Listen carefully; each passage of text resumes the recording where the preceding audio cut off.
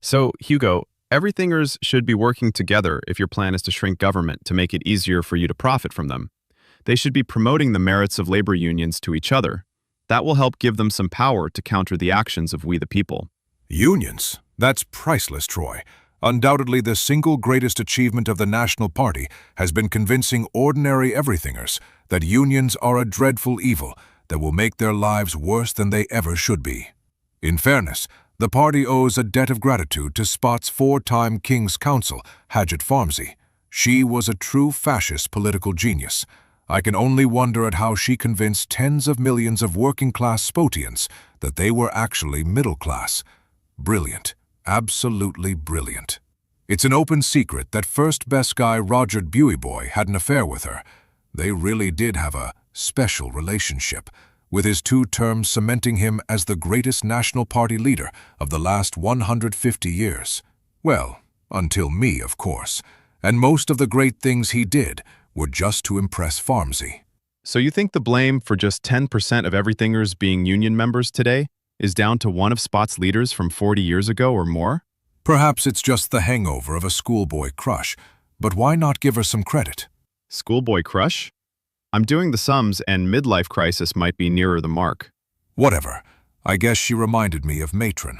Anyway, once Hadget Farmsey convinced most of Spot's working class that they were actually middle class, it made it easy for her to separate them from the traditional working class institutions and to render those institutions near to irrelevant.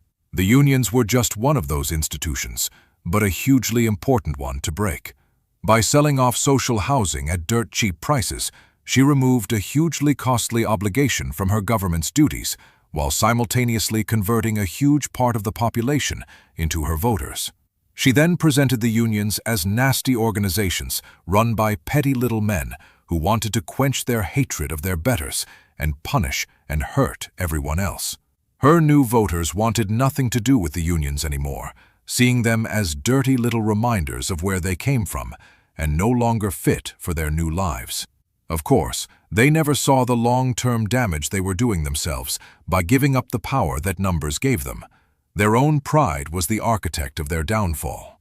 You really see pride as the key to the downfall of the unions? Absolutely. And everythingers have made the exact same mistake, seeing the unions as an unsavory relic from the past, rather than organizations that give them the power to stand up to we the people. They're proud and think the unions are below them, something their parents and grandparents needed, but unnecessary for them and their sophisticated ways. It's crazy that they've walked away from one of their biggest points of power. It is, and it isn't. The core of the problem is that they listen to their betters rather than each other. Of course, we're going to tell them unions are a terrible idea. What makes them weaker makes us stronger. But why do you hate unions so much? They hardly change the balance of power. At best, they only make the playing field a little more level. I don't want a level playing field. I want to know I hold all the cards. Gransom! Carstairs! Here! Now! You called, sir? Yes, sir. Gransom, Mr. LeBoy here has been explaining to me the importance of workers being members of a labor union. Would you like to join a union, Gransom?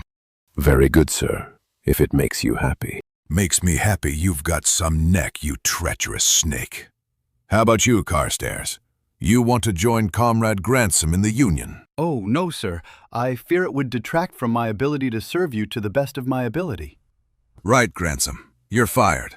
Clear your room and sling your hook. Carstairs, you're my new lead butler. If Gransom's not out of the door in 5 minutes, release the dogs on him. Very good, sir. Though, just one thing. What is it, Carstairs? I'm a very busy man. It's just that we don't have any dogs. With your promotion, you're going to have to get used to greater responsibility within my household. So time to start showing some initiative. Get some dogs, Carstairs. In less than 5 minutes? Might I suggest double-barrel buckshot, perhaps, as an alternative? Dogs! Carstairs! Of course, sir. So still convinced that unions are a positive thing for the working class then, Troy? That was pretty harsh, but had he actually been in the union before you sacked him, you may not have found things went so easily for you. Well, he wasn't, and they did. Anyway, it should be a blessing for Gransom. He was getting on a bit, so I've given him the opportunity to spend his remaining days relaxing. You know, I don't think I ever saw him sit down in almost 40 years. Now he'll be able to spend all day, every day, sat down on a piece of damp cardboard on the sidewalk. Bet the selfish bar steward doesn't pop in before leaving to thank me, though. I shouldn't be surprised, though. All workers are selfish and ungrateful bar stewards. Seems a rather one-sided view of the world. Perhaps if the union at Crumple had maintained its strength, that company wouldn't have been driven into the gutter by mindless management. The whole problem there seems to be that the focus of the leadership was solely on serving their shareholders. The priority for any business should be serving their customers and then, second to that, serving their workers. A business can't survive without those two key groups. Shareholders should only ever feature a distant third in terms of who needs to be kept happy. I agree with your sentiments on the importance of customers, but I'd say you misunderstand the position of shareholders. They're customers too. They've bought a share of the profits, and while they may be on the back end, they deserve to be prioritized every bit as much as the front-end customers, which leaves the workers at the bottom of the pyramid of importance. I think we can see this set up in action very well at Eleanor Frankenson-centric's SpaceX. She's been very firm on blocking unionization among her workers, and they love her for it. She's a strong leader, and her workers respect her for it, as they all know where they stand. I'm not sure SpaceX should serve as a positive example in any kind of scenario. Sure, the out-of-this-world alternative to divorce may sound like a clever and witty line to end a TV advert, but the business should never have been allowed to operate. These are real people whose lives have been utterly uprooted and sent into eternal orbit. And as for her workers knowing where they stand with her, considering the first 2 test launches of the service used leading members of the internal movement for unionizing SpaceX, it's hardly surprising that particular labor movement died off very quickly. Look, Troy, I'm not saying I'm a fan of SpaceX, but everything Eleanor has done has been entirely legal and above board. Every launch has been from equatorial Tribble, where one-way space flights are fully compliant with that country's constitution and laws. Good grief, what was that Bunty and terrifying, Satan. blood-curdling Hello, scream? fellas.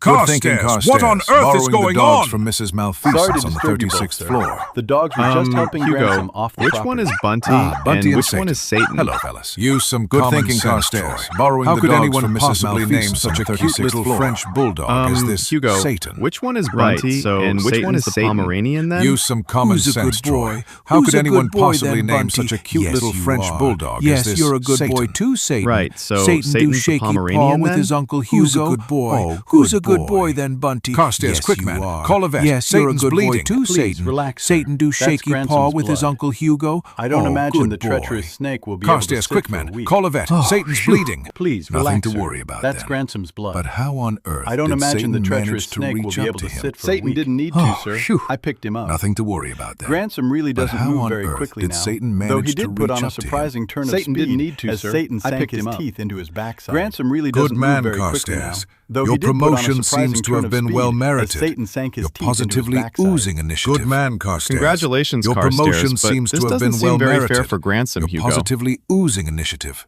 Congratulations, Carstairs, but this doesn't seem very fair for Gransom, Hugo.